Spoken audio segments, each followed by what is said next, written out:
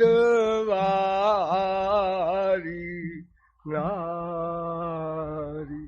हरि ओ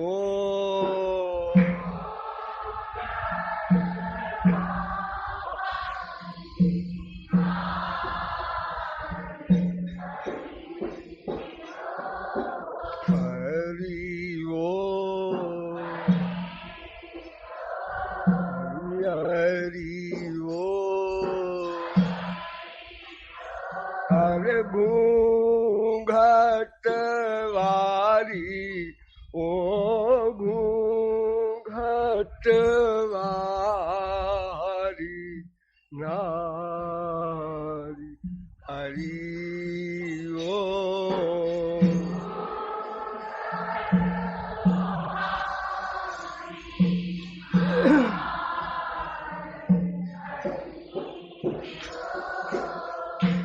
घूंघट वारी नारी हरि ओ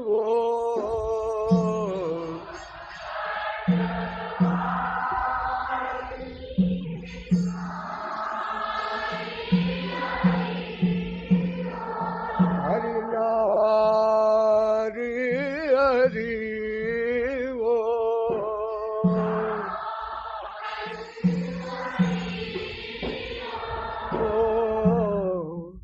घूंघट वारी नारी हरि ओ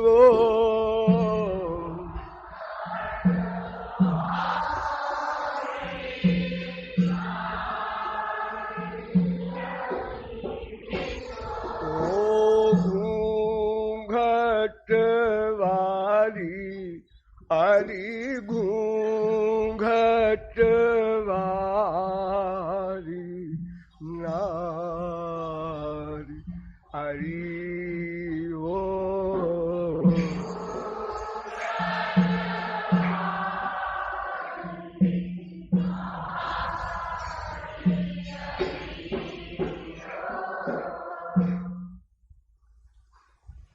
आज देव प्रबोधिनी एकादशी है। शास्त्रों में आज की एकादशी का बहुत बड़ा महत्व है। एकादशी तो वैसे हर महीने में आती है, तो एक गोपी ऐसी थी,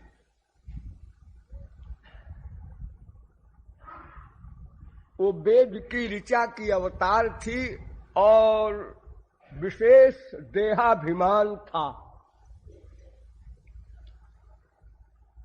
ये देहाभिमान का रोग इतना भयानक है कि भगवत प्राप्ति के 1 सेकंड पहले तक अपना अधिकार रखता है। सब दोष भले ही कमजोर हो जाए, लेकिन देहाभिमान सबसे भयानक रोग है। तो उसको भी अपने शरीर का अहंकार था, और फिर जुआवस्था में तो सभी को रहता है। बड़े बड़े एक बार ऐसा ही हुआ, सत्यभामा को अहंकार हुआ अपने सौंदर्य का। भगवान की अष्टपटरानियों में नंबर 2 स्थान है सत्यभामा का। नंबर 1 रुक्मिणी महालक्ष्मी की अवतार, और नंबर 2 सत्यभामा। तो सत्यभामा के अहंकार को मिटाना आवश्यक है, ऐसा सोचा श्री कृष्ण ने। और भाई दिव्य उसी दिन चक्र को भी अहंकार हो गया कि अनंत कोटि ब्रह्मांड में मेरे समान शक्तिशाली कोई नहीं है। करोड़ों सूर्य के बराबर तो चक्र का प्रकाश है, प्रकाश से ही संसार भस्म हो जाए, चलाने की आवश्यकता नहीं। और गरुड़ को भी उसी दिन अहंकार हुआ कि मेरे समान किसी का वेग नहीं है, करोड़ों पवन भी हमारे वेग के आगे नतमस्तक हो जाते हैं। तो भगवान ने कहा वे 3-3 मुकदमे आ गए, इनको इकट्ठे निपटा दो, छुट्टी मिले। तो श्री कृष्ण ने गरुड़ से कहा, गरुड़ तुम जाकर के हनुमान जी को बुला लाओ, बहुत जरूरी काम है, ऐसा कहना। तो हनुमान जी को बुलाने गए गरुड़ जी महाराज। हनुमान जी लेटे हुए थे, वृद्ध हो गए थे, रामावतार के हनुमान जी कृष्णावतार में लाखों वर्ष बाद बूढ़े होंगे। गरुड़ ने कहा कि बड़े रोहाब के साथ, आप हनुमान हैं? देखा ऐसे हनुमान जी ने, उन्होंने कहा क्यों, हमारा नाम क्यों पूछ रहे हो तुम, कौन हो? काजी की मुल्ला हैं, हम श्री कृष्ण के वाहन गरुड़ हैं। तो हो गए तुम श्री कृष्ण के वाहन गरुड़ फरुड़, हमको इससे क्या मतलब, हमारा नाम क्यों पूछ रहे हो? तुमको हमारे स्वामी श्री कृष्ण ने बुलाया है। क्यों क्यों बुलाया है? अब मुझे क्या मालूम, स्वामी ने बुलाया है, मैं नहीं जाता श्री कृष्ण के बुलाने से। कौन है श्री कृष्ण, क्या क्यों बुलाया है? खा मखा हमारा देखते नहीं, बुढ़ापा है, खा मखा जाए किसी के यहाँ, कोई हमारा काम हो तो कहीं जाए। अरे श्री कृष्ण भगवान है, हो गए भगवान अपने घर के, मुझे नहीं जाना।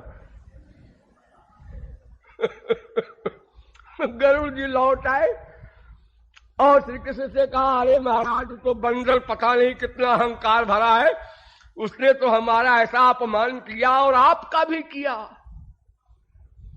कहता है कौन भगवान भगवान, मैं नहीं जानता श्री कृष्ण वगैरह को, हमारा उनसे कोई रिश्ता नहीं, हम क्यों जाए उनके बुलाने से। उन्होंने कहा अरे गरुड़ जी चुप चुप चुप चुप, अरे वो हनुमान जी हैं, ऐसा नहीं बोलते। अच्छा जाओ उनसे कह दो कि सीताराम बुला रहे हैं। अरे श्री कृष्ण ही तो राम है।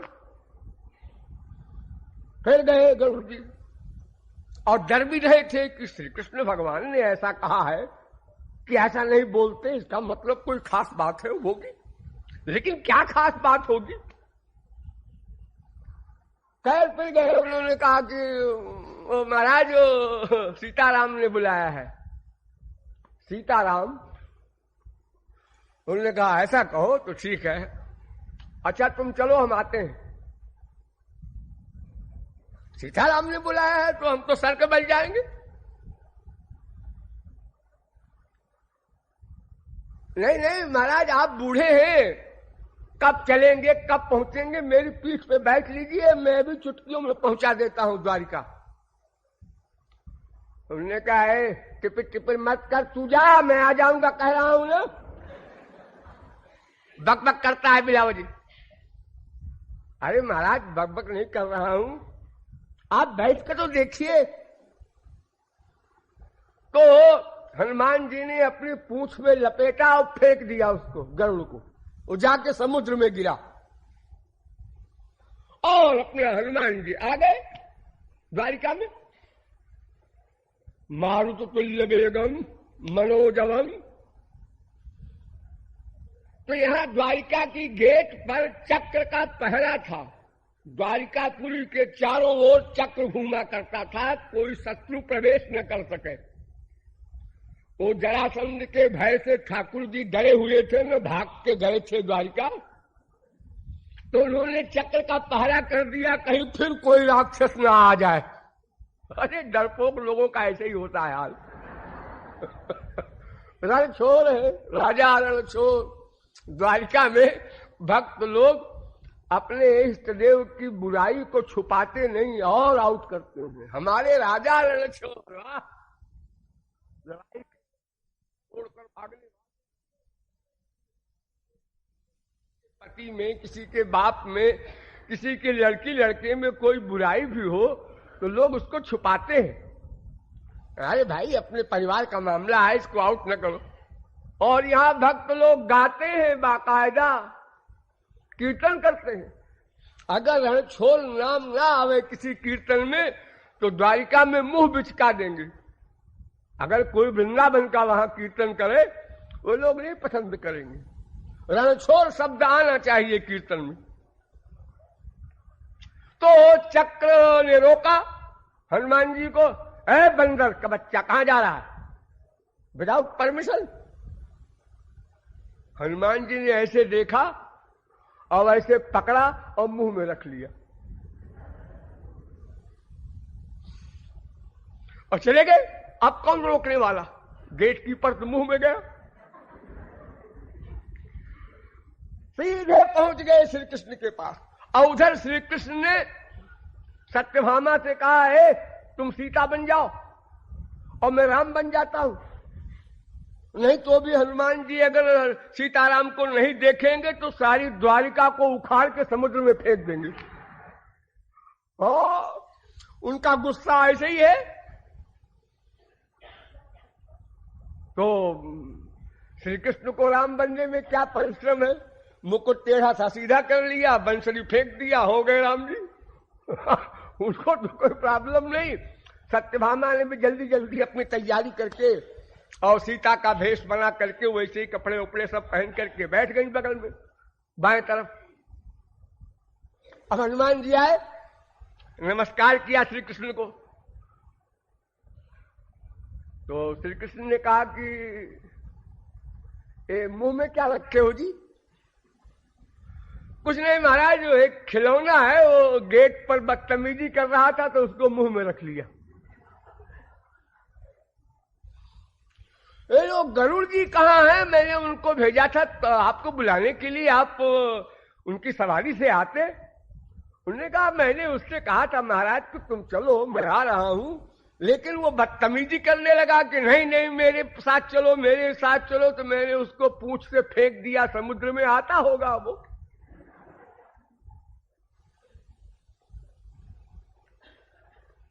ये तुम्हारे मुंह में जो है ये हमारे द्वारिका का रक्षक है, इसे छोड़ दो। अच्छा छोड़ देते हैं। मुंह खोल दिया, निकल गया, चक्रभागा डर के मारे। ये कौन है भैया जो मुझको खा गया। मेरे प्रकाश को सहन करने की शक्ति अनंत ब्रह्मांड में किसी के पास नहीं, और इसने मुंह में रख लिया और मैं कुछ नहीं कर सका। मेरी ढाल भी कुंठित हो गई, प्रकाश और टेम्परेचर भी गायब हो गया। इतने में गरुड़ जी आए हाँफते हुए। ये तो बंदर यहां पहुंच गया। श्री कृष्ण ने देखा गरुड़ की तरफ, सिर नीचे कर लिया गरुड़ ने। इन दोनों का अहंकार तो चला गया। अब बची सत्यभामा। उनको रूप का बड़ा अहंकार था जो सीता बनी थी। तो हनुमान जी ने कहा महाराज कैसे बुलाया था। श्री कृष्ण ने कहा कुछ नहीं, तुमको देखने की इच्छा थी इसलिए बुला लिया, तो कोई काम वाम नहीं है, कहीं लंका वंका नहीं जलाना है। देखने की इच्छा थी भाई, अपने प्रिय को कभी कभी इतनी देखने की इच्छा होती है कि व्याकुलता बढ़ जाती है। तो हमने कहा बुला ले, इसलिए बुला लिया। अच्छा महाराज बड़ी कृपा किया आपने। महाराज वो महारानी सीता कहाँ है, ये नौकरानी कौन बैठी है आपके बगल में।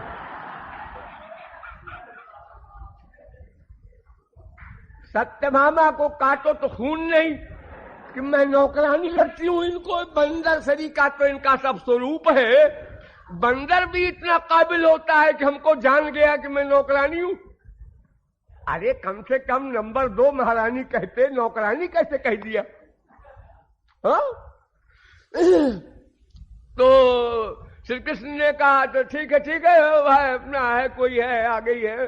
अच्छा आप तुम जाओ अपने स्थान पर जहां तुम हो, फिर उसके बाद कभी कभी आ जाया करो। अच्छा महाराज। हनुमान जी तो चले गए। अब सत्यभामा ने जो सिर नीचे किया तो सीधे अपने महल में, क्योंकि वो अहंकार डाउन हो गया और ये अहंकार श्री कृष्ण ने डाउन किया। ये सब सत्यभामा को समझ में आ गया कि मैंने अहंकार किया था। तो युवावस्था में अहंकार तो सभी को होता है, ऐसी कोई आश्चर्य की बात नहीं है। फिर खास तौर से रूप का जो स्वरूप है वो स्त्रियों में अधिक होता है, इसलिए उनको अधिक मद होता है सौंदर्य का। एक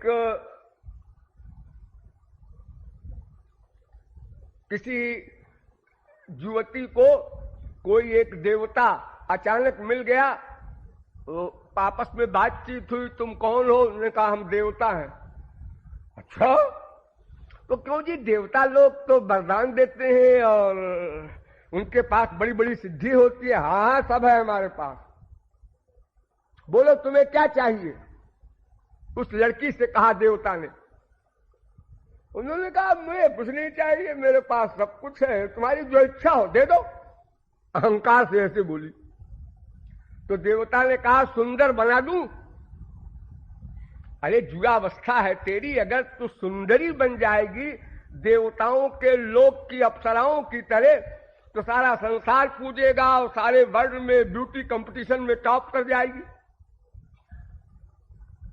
एक झापड़ लगाया उस लड़की ने देवता को। बदतमीज, मुझे कुरूप समझता है? मुझे कुरूप समझता है? मैं तो सबसे सुंदर हूं। ये एक स्वाभाविक अहंकार है युवावस्था में। तो इस गोपी को भी अहंकार था। तो ठाकुर जी आज एकादशी के दिन उससे दान मांग रहे हैं। ऐ घूंघट वाली, आज एकादशी है, देव प्रबोधिनी, आज के दान का बड़ा महत्व है, दान दे दे। तो गोपी ने कहा क्या चाहता है? खाना खाएगा, मक्खन खाएगा, कुछ कपड़े उपड़े चाहिए, क्या दान चाहिए तुझको बोल।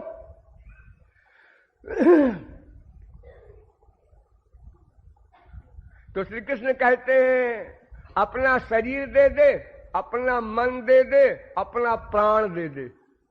तीन चीज, तन मन प्राण, ये तीन वस्तु की ही बीमारी 84 लाख में घुमा रही है। इन तीनों को मुझे दे दे तो तेरा काम हो जाए, तू पूर्ण काम हो जाए। किसी सुंदरी स्त्री से शरीर मांगने का मतलब अपने गाल को मजबूत रखना। हाँ? वो चाहे ठाकुर जी के बाप हो, कोई हो, वो गोपी तो नहीं जानती और न मानती है। वो तो जानती है नंद कुमार है, तो नंद कुमार हो, कोई कुमार हो। फिर उसमें एक क्वेश्चन और है, अगर कोई कन्या हो और उससे कोई शरीर मांगे, संसार में भी वो लड़की अगर ठीक समझती है तो पहले यही कहेगी ब्याह करेगा, ब्याह कर ले तब शरीर मिलेगा, ब्याह कर तब शरीर मिलेगा। और ये गोपी विवाहिता है, इसका ब्याह हो चुका है, इसलिए तो घूंघट में। तो भला वो कैसे बर्दाश्त करे कोई विवाहिता स्त्री, उसके पास तो पति है। तो लड़ाई शुरू हो गई, दान के स्थान पर लड़ाई शुरू हो गई। घूंघट वारी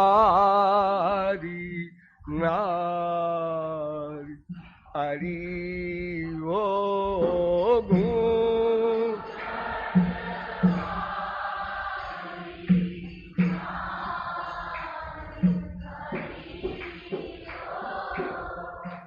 तन मन प्राण, तन मन प्राण दान दे कान्ही।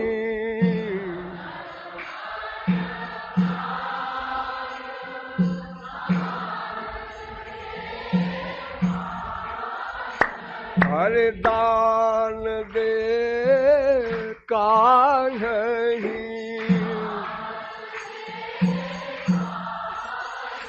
ओ दान दे कान्ही।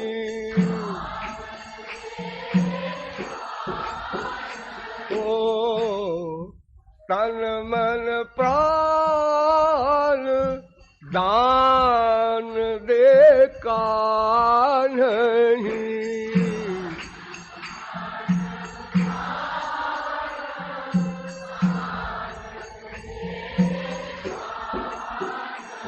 ओ जीवन है सखी जीवन है दिन चारी हरि वो।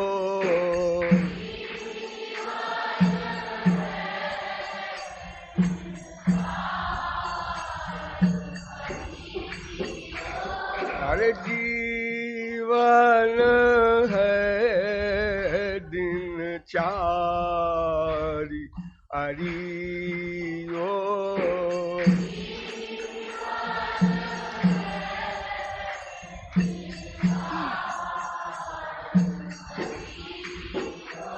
ओ घूंघट वारी ओ घूंघट वारी नारी हरि ओ।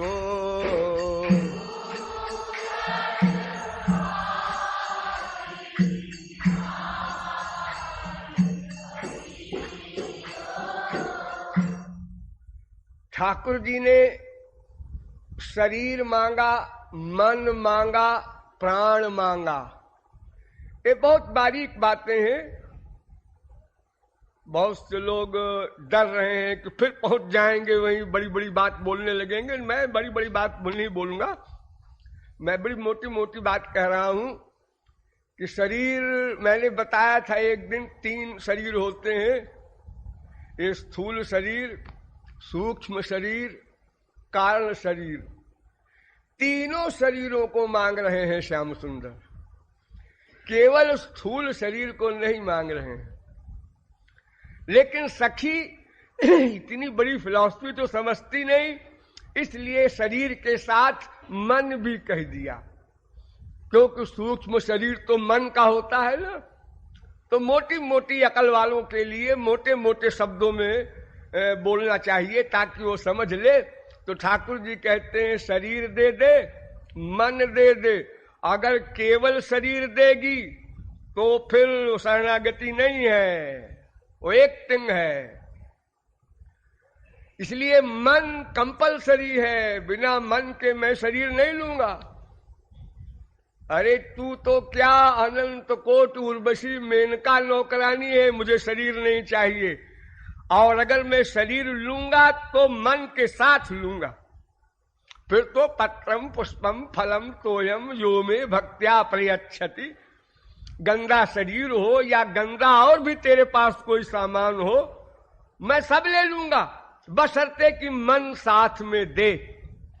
अगर मन नहीं देगी, मन संसार में रखेगी और शरीर हमको देना चाहेगी, तो ऐसे शरीर की ओर मैं निगाह उठा के नहीं देखूंगा, समझी? तो और देख सखी, ये 4 दिन की जिंदगी है, दे दे। शरीर तो एक दिन समाप्त तो होगा ही। ये शरीर जिसका तू गुमान कर रही है, अहंकार कर रही है, ये तो 4 दिन बाद आग में जलेगा, या जमीन में गाड़ दो कीड़े खा जाएंगे, या पानी में फेंक दो वहां मगरमच्छ खा जाएंगे, कृमि भेद भस्म। 3 ही परिणाम है शरीर का आखिरी। ओ चाहे मनुष्य हो, चाहे कोई ऋषि मुनि योगी राक्षस कोई हो, सबके शरीर का यही 3 अंतिम परिणाम है। ये 4 दिन के जीवन में क्या निरर्थक अहंकार लिए घूमती है। और देख, अगर मुझको नहीं देगी तो संसार वाले नंबरी लुटेरे हैं, ये तेरा तन के साथ साथ मन भी ले जाएंगे, प्राण भी ले जाएंगे, और मरने के बाद तू उन्हीं के साथ जाएगी, 84 लाख में घूमेगी। ये सब इशारे में कह रहे हैं ठाकुर जी। लेकिन वो भोली भाली गोपी बेपढ़ी लिखी, वो समझ रही गाली दे रहा है मुझको। शरीर मुझको दे दे, ये बहुत बड़ी गाली है संसारी दृष्टि से। तो कहती है बेहया बेशरम, बेहया बेशरम, लंपट, पराई स्त्रियों के पीछे घूमने वाला, लंपट कहते हैं उसको। खबरदार मुझे गाली मत देना, मैं ऐसी वैसी स्त्री नहीं हूं। ऐसी वैसी माने कैरेक्टरलेस। मैं ऐसी वैसी स्त्री नहीं हूं जो तू ये सोचता हो कि मैं बड़ा सुंदर हूं और बड़ा काबिल हूं। सुंदरता और काबिलियत सब पे मैं लात मारती हूं, ऐसी स्त्री हूं। सुना? ठाकुर जी ने कहा हाँ मैंने तो सुना, तू भी तो सुन मैं क्या बोल रहा हूं, उसको समझ।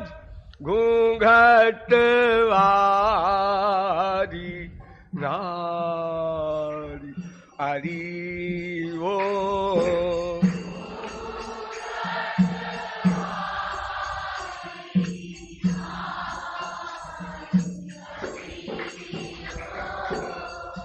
नीलाज निपाट, नीलाज निपाट लंपाट चालू हाट हाट।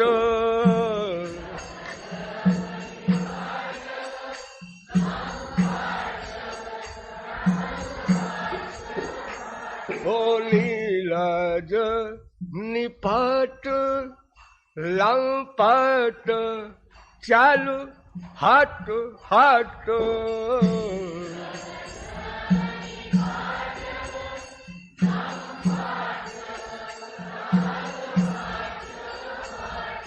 अरे जानी दीजो, ओ जानी दीजो मोहि गारी हरी वो।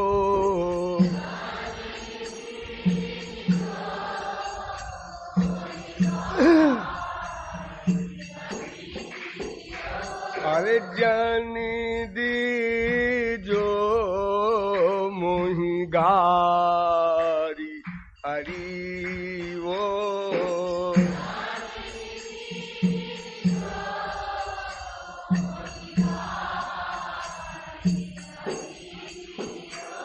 अरे घूंघट वारी नारी हरी वो।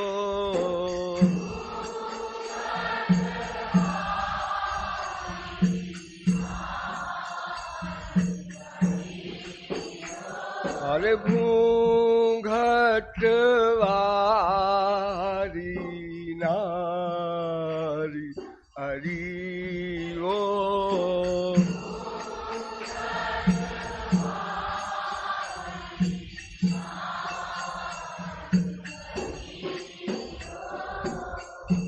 मुझे गाली देता है, मेरा शरीर मांगता है, मैं पराई हूं।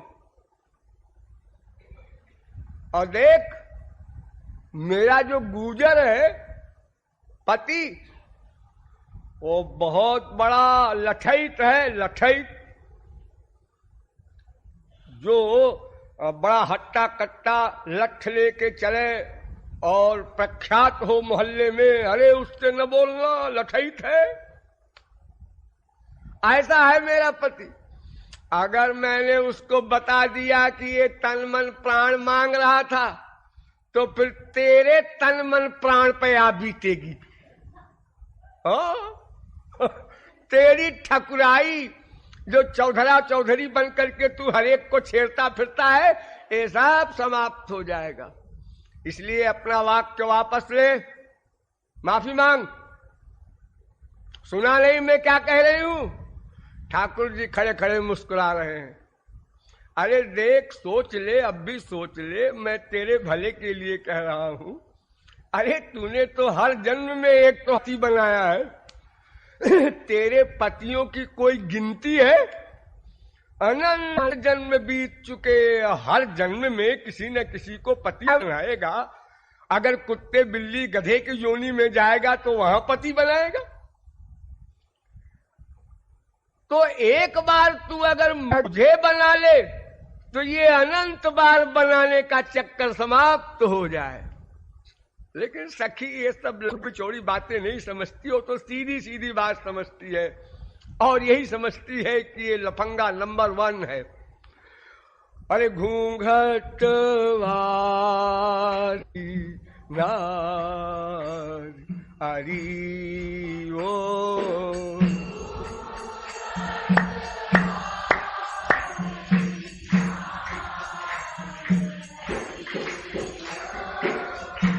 मम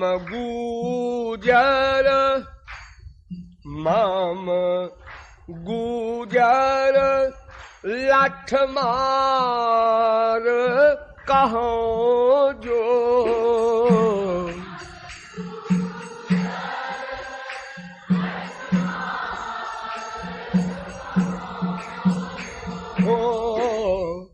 मम गुजर लाठ मार कहो जो।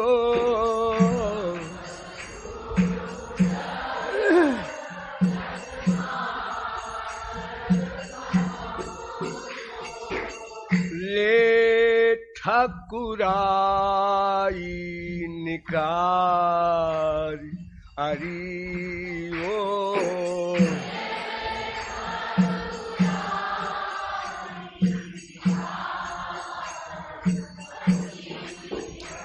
अरे ले ठकुराई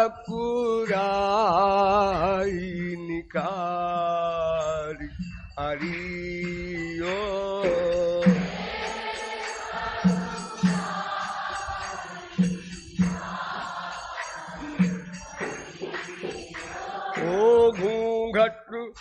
ओ घूंघट वारी हरि ओ।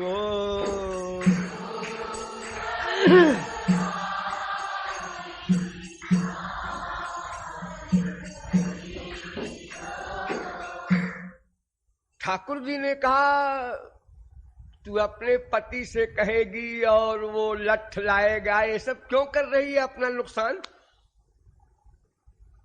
अरे मैं तेरे भले के लिए कह रहा हूं, मेरा भला और तू सोचेगा, मैं सब समझती हूं। और देख मैं पतिव्रता हूं, पतिव्रता। मैंने आज तक किसी पुरुष की ओर आंख उठाकर नहीं देखा। ऐसा वाक्य हमारे भारत की 99% स्त्रियां बोलती हैं। दूसरे पुरुष की तरफ आंख उठाकर नहीं देखा। अरे तुम्हारा भाई है वो भी पुरुष है, और पड़ोसी है, तमाम दुनिया है, निरे पुरुष, सब लोग आंख उठा के देखते हैं। कोई आंख हमेशा नीचे रखता है क्या? और अगर कोई इस सोच करके आंख न उठावे कि कोई पुरुष न दिखाई पड़ जाए, तब तो और दिखाई पड़ेगा। भादो के दूसरे पक्ष के चतुर्थी का चंद्रमा लोग नहीं देखते कि झूठा ही कलंक लग जाएगा, ऐसी किंवदंती है। तो उस दिन अगर आप चंद्रमा न देखने के हिसाब से चलें रास्ते में, तो यो आंख करके जरूर देख लेंगे। हाँ, वो राह ले जाएगा बिना देखे। तो ऐसी कौन सी स्त्री है जिसने दूसरा पुरुष देखा ही नहीं कभी? ये कैसे हो सकता है? देवर है, जेठ है, ससुर है, तमाम पुरुष घर ही में रहते हैं। अब कैसे वो आंखें में पट्टी बांधे रहेगी हमेशा? अरे ये मतलब नहीं है रे। फिर क्या मतलब है? पति के भाव से मैंने किसी दूसरे पुरुष को नहीं देखा, ये मतलब है इसका। मैं पतिव्रता हूं, किसी पुरुष की ओर निगाह उठाकर कभी नहीं देखा का मतलब पति के भावना से नहीं देखा। पति की भावना का मतलब क्या है? अरे पति का भावना का मतलब है पति। पतिव्रता का मतलब समझती है तू कुछ? हाँ समझती हूं। नहीं समझती। पतिव्रता 5 अरब आदमी इस समय है, उसमें लगभग 2.5 अरब स्त्रियां होंगी और 1.5 अरब तो बड़ी बड़ी स्त्रियां होंगी। लेकिन इतने में कोई पतिव्रता भी है? कृपालु को तो डाउट है। एक भी कोई पतिव्रता है क्या? ये पतिव्रता शब्द का जब अर्थ ही नहीं मालूम तो कोई पतिव्रता होगी कैसे? ये जो व्रत शब्द है, पतिव्रत, गुरुव्रत, भगवत व्रत, मातृव्रत, कोई व्रत हो, उस व्रत का मतलब क्या है? उस व्रत का मतलब है मन बुद्धि का समर्पण। ध्यान दीजिए, मन बुद्धि का समर्पण, यानी जिसका व्रत ले रखा है जिसने, उसकी इच्छा में ही इच्छा रखे। ये जो मैं भगवान से प्रेम करने की परिभाषा बताया करता हूं आप लोगों को, कि उनके सुख में ही सुखी रहना, उनकी इच्छा में इच्छा रखना, ये है व्रत का अर्थ। तो दिन में 10 बार तो पति के खिलाफ सोचती है स्त्री मन से। हाँ, सोचती तो है, फिर काहे की पतिव्रता है? पूरी लाइफ में एक बार भी पति के खिलाफ सोचे ना, बोलने की कौन कहे? वो पतिव्रता है। जयदेव महापुरुष थे, उन्होंने गीत गोविंद लिखा है। तो उनके शिष्य उस समय के राजा साहब भी थे। तो उनकी बीबी, जयदेव गृहस्थी थे, उनकी बीबी के पास रानियां सत्संग के लिए आया करती थी। तो एक दिन ऐसे चर्चा चली सती के बारे में। तो जयदेव की स्त्री ने कहा कि पति के मर जाने के बाद जो स्त्रियां सती हो जाती हैं, मैं उनको सती नहीं मानती, पतिव्रता नहीं मानती। तो राजाओं की जो स्त्रियां थीं सब आश्चर्य में पड़ गई कि पति के मरने के बाद जो स्त्री सहर्ष 16 श्रृंगार करके जलती हुई आग में मुस्कुराती हुई बैठती है, उसको ये पतिव्रता नहीं मानती। तो रानियों ने पूछा कि आप फिर किसको पतिव्रता मानती है?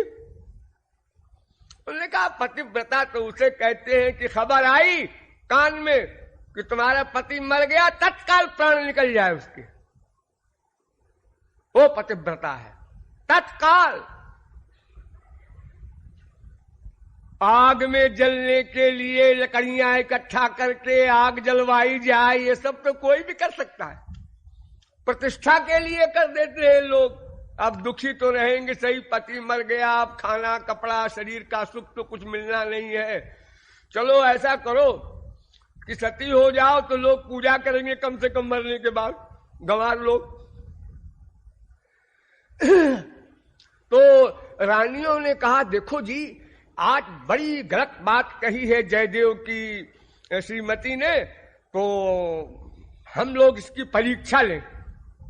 अब हंसी हंसी में बात बढ़ गई और वो राजा साहब के साथ जयदेव जंगल में चले गए ऐसे वॉकिंग के लिए, घूमने के लिए। इतने में रानियों ने एक नौकर को भेजा और कहा जाओ जयदेव की श्रीमती से कह दो कि जयदेव का वहां एक शेर ने खा डाला, एक्सीडेंट हो गया शेर से जंगल में। तो उसने कह दिया आकर के। अब ऐसी परीक्षा तो नहीं लेनी चाहिए, लेकिन अब लड़कपन है रानियों का, उन्होंने ऐसा किया और जयदेव की श्रीमती ने कान से सुना और वहीं प्राण छोड़ दिया। अब जयदेव आए, हल्ला मच गया चारों ओर, ये किसने खबर दी? अब वो नौकर बेचारा भाग गया डर के मारे कि अभी तो बड़ा गंभीर मामला हो गया, मेरे कहने से सचमुच मर गई। वो तो परीक्षा लेने वाली रानियां ये समझ रही थी कि ऐसे ही मजाक है, मरे मरेगा कौन। लेकिन वाकई मर गई है। तो अब क्या होगा? अब रानियों की भी खबर लेंगे राजा साहब, उनके गुरुजी हैं जयदेव, ये गुरु पत्नी की हत्या किया। जयदेव आए, जब उनको सब वृत्तांत मालूम हुआ तो उन्होंने कहा कोई बात नहीं है, रानियां बेचारी समझती नहीं थी, भोली भाली है, उनको इतनी नॉलेज कहाँ है। उन्होंने श्री कृष्ण से कहा महाराज वैसे तो मैं आपसे स्त्री के लिए प्रार्थना न करता, लेकिन अब यहाँ पर रानियों के उद्धार का क्वेश्चन है। अगर आप मेरी स्त्री को फिर जीवित नहीं करेंगे तो ये रानियां नास्तिक हो जाएंगी। अस्तु वो फिर जीवित हो गई। तो पतिव्रत हो चाहे कोई व्रत हो, उसका मतलब है मन से निरंतर अनुगत रहना, 1/100 सेकंड को भी विपरीत चिंतन भी न करे। खाना खा रही है स्त्री, पति ने लाके पाखाना डाल दिया और हंसने लगा, स्त्री भी हंसकर खा ले। पति को सुख देना है, बुद्धि नहीं लगाना। यानी जैसे आप गुरु की शरणागति करते हैं, भगवान की शरणागति करते हैं, ऐसे ही हर व्रत होता है, कोई व्रत हो। तो इस हिसाब से पतिव्रत कौन स्त्री है और स्त्री व्रत कौन पुरुष है। अगर आप लोगों को कोई मिल जाए तो मेरे पास लाइएगा, अरे दर्शन तो कर लेंगे कम से कम उसका। तो सखी कहती है मैं पतिव्रता हूं, यानी पतिव्रता शब्द का अर्थ स्त्रियां यही समझती हैं कि शरीर से संबंध एक ही पुरुष से है, अपने पति से, इसलिए हम पतिव्रत है। बाकी लड़ते झगड़ते रहो, गाली देते रहो पति को, कोई बात नहीं। व्रत नहीं हुआ करता, केवल मन से व्रत होता है, केवल मन से। तो सखी तू कहती है मैं पतिव्रता हूं, एक बात बता, तेरा मन मुझसे प्यार करता है कि नहीं। हाँ मन करता है, उससे क्या मतलब, उसी से तो मतलब है। जब मन प्यार करता है तो तू पतिव्रता नहीं रही। देखो एक लड़की 16 वर्ष की उम्र से लेकर के 40 साल की उम्र तक लगभग हजारों पुरुषों को देखती है, लाखों को देखती है, और सैकड़ों में उसका मन जाता भी है। ऐसा भी स्त्रियां एकांत में सोचेंगी। इसी प्रकार पुरुषों का मन भी सैकड़ों लड़कियों में जाता है, वो लोग भी अकेले में सोचेंगे। लेकिन कुछ धर्म के डर से, कुछ समाज के डर से, कुछ मजबूरी से वो लड़का वो लड़की नहीं मिलती, वो बात अलग है। लेकिन मन तो गया, मन गया, व्रत भंग हो गया। अब वो व्रत ही नहीं रहा। और अगर सखी पतिव्रत धर्म का पालन तू कर भी रही है, यह भी हम मान ले, तो ये पति तो टेम्परेरी है। अरे ये मरा तो पति तुमसे अलग हो गया, तू मरी तो पति अलग हो गया। ये स्त्री पति साथ साथ नहीं जाएंगे मरने के बाद, अपने अपने कर्म के अनुसार। वो इधर गया, वो उधर गया, एक स्वर्ग गया, एक नरक गया, या दोनों नरक गए तो भी अलग अलग। और अगर स्वर्ग भी दोनों गए तो वो स्वर्ग भी नश्वर है, वहां से लौट के फिर पति बनाओ, बनाते जाओ ऐसे हर जन्म में पति। तो वो सखी इन बातों को मानने को तैयार नहीं, क्योंकि इस समय विरोध कर रही है ठाकुर जी का। तो इतने में वही कृपालु पहुंच गया। कृपालु ने कहा सखी तू कहती है मैंने पर पुरुष की ओर कभी निगाह उठाकर नहीं देखा। ये पर पुरुष नहीं है, ये परम पुरुष है, पर पुरुष नहीं। ये तो तेरे शरीर के एक एक रोए में बैठा है, तू इससे पर्दा करेगी, इसको निकाल सकती है, तेरी हिम्मत है।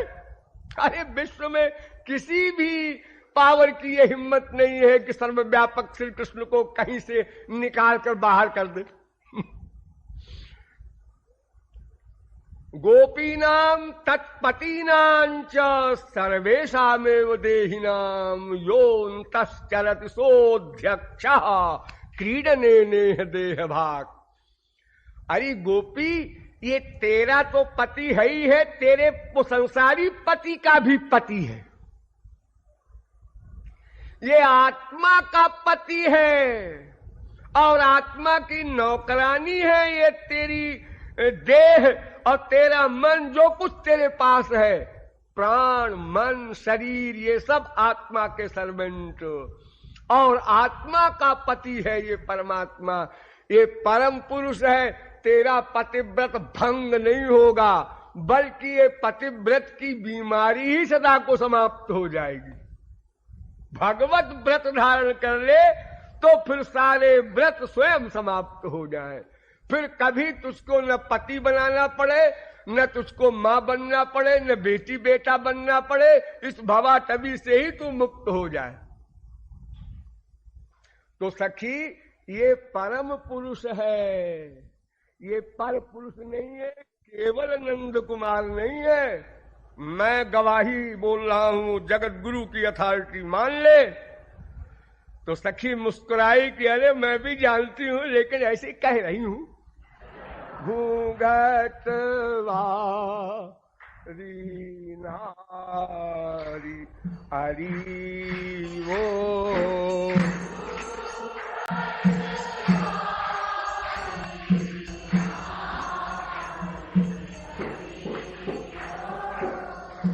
हाँ नहीं काबहू, हाँ नहीं काबहू, हाँ न काबहू पार पुरुष निहार्यो।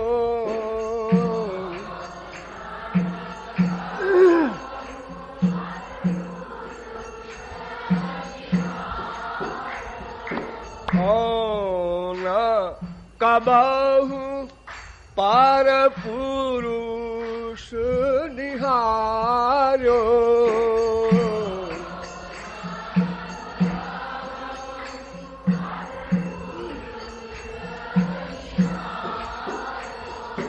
एक पाति व्रत व्रत धारी हरि वो,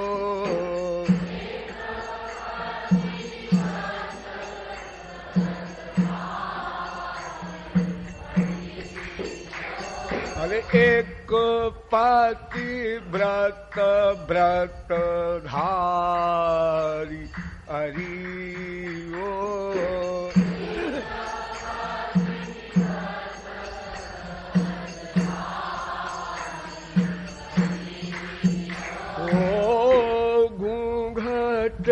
वारी नारी हरि वो,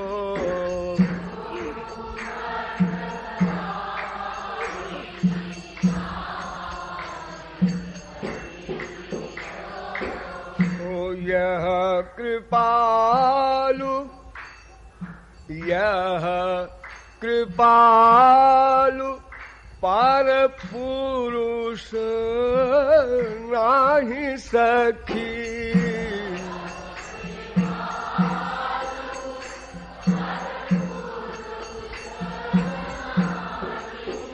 ओ यह कृपालु पार पुरुष नाही सखी।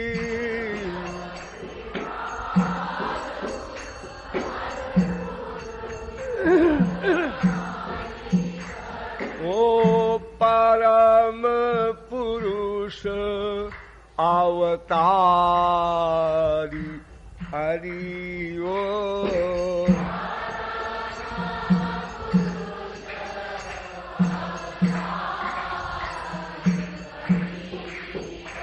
अरे परम पुरुष अवतारी हरि ओ,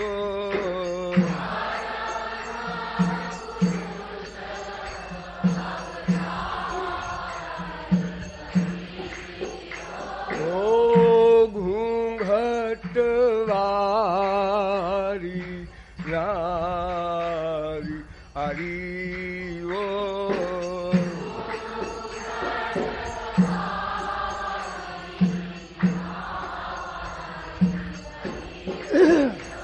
अरे घूंघट पतवारी नारी हरि वो